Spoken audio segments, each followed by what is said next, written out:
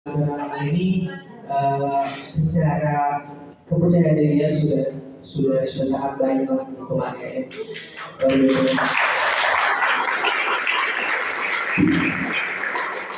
Karena memang salah satu inti core dari kalian berbicara di depan umum itu adalah percaya diri yang tinggi.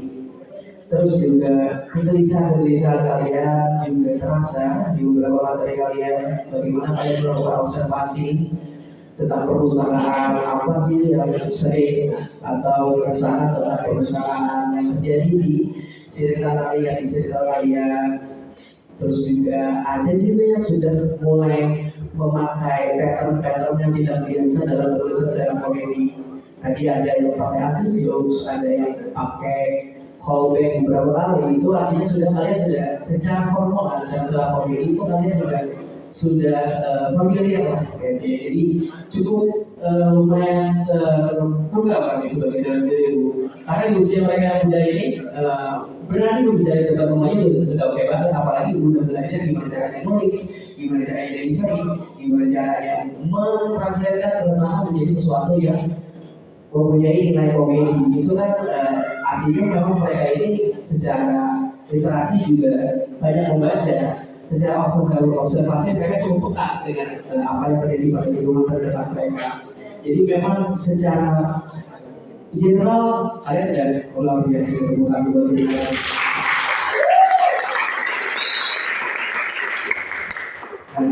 Dan khusus kami ya mungkin di penggunaan bahasa, ya di penggunaan bahasa di penduduk teknis itu bahasa Indonesia atau bahasa daerah tidak dicampur-campur. Tapi mungkin karena adrenalin kali yang dia pesan, jadi apa yang ditulis misalnya full bahasa Indonesia atau penggunaan saya dan gue yang itu kadang-kadang sering nyampur aja gitu kalau memang kayak pakai bahasa Indonesia gitu kan. Terus secara yang lumayan dijalankan adalah artikulasi dari buat berbicara. Ada yang basicnya itu terlalu cepat gitu. Jadi kayak ini untuk saya langsung Eminem gitu. Cepat banget ya. Jadi mungkin mempengaruhi delivery kalian pada akhirnya. Tapi itu bisa dilatih terus tulisan kalian bisa yang mungkin ada beberapa tulisan yang terasa gradingnya atau terlalu panjang secara setup. Itu sesering mungkin kalian open mind aja, ya. Untuk kedepannya, misalnya di sini gagal, tapi jangan dapat semangat. Saya open mind kalian ketemu gimana persoalan kalian, gimana apa yang kalian tunjuk tampakkan gitu untuk audiens gitu kan. Tadi ada yang pakai topeng tadi masuk ibu tadi. Tiba-tiba kan ada yang pakai topeng gitu. Tiba-tiba sejepang tadi ya. Pernah coba nggak ya?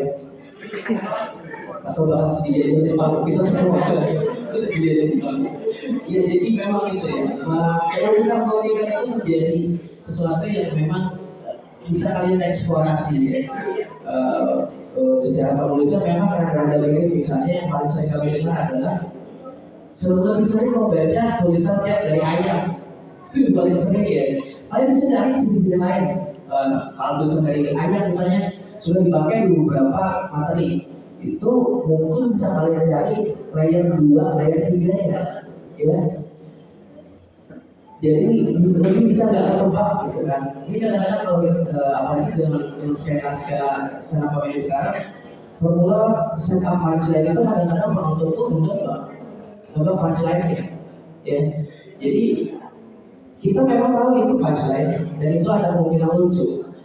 Tapi kan kalau kita tebak biasanya udah tapi yang gelitik, tapi memang kadang-kadangnya penonton sesuai ekspektasi gue nih gitu kan. Jadi memang kadang-kadang kalau dalam penulisan ya punchline itu dicari yang jangan bikin permulaan. Kita tahu lucu, tapi jangan dicari yang paling sering dipikirkan orang apa. Itu cari lagi dari 2, dari 3-nya, atau yang sama sekali tidak ada hubungannya biar kayak absurd jokes kayak awal mungkin ya. Nah jadi mungkin secara umum itu ya, tapi anak-anak udah luar biasa banget sih menurut saya. Ada teori juga apa namanya untuk evaluasi secara generasi gitu ya. Tetap semangat tulis, tetap semangat open mic, jangan berhenti di sini. Kalau yang ada lalu ya nanti saya coba selamat lebih dulu, dan kalau ada jawaban yang lain yang menyampaikan kalau masuk. Ibu, terima kasih atas kesempatannya. Jadi tepuk tangan buat Bang Regen.